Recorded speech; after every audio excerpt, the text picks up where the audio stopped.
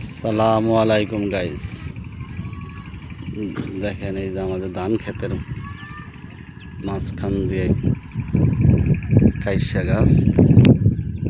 দেখেন ওই যে রাখাল ভাইরা গরু চড়াচ্ছে, গরু আর গরু দেখতে পাচ্ছেন, ওরা চড়া পথিক। এখন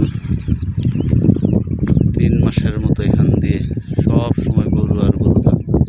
এখন তো সকালবেলা অতটা আসে নাই, তবে আরো অনেক গরু আসবে, অনেক। আপনারা দেখতেছেন কি পরিমাণ গরু। দেখেন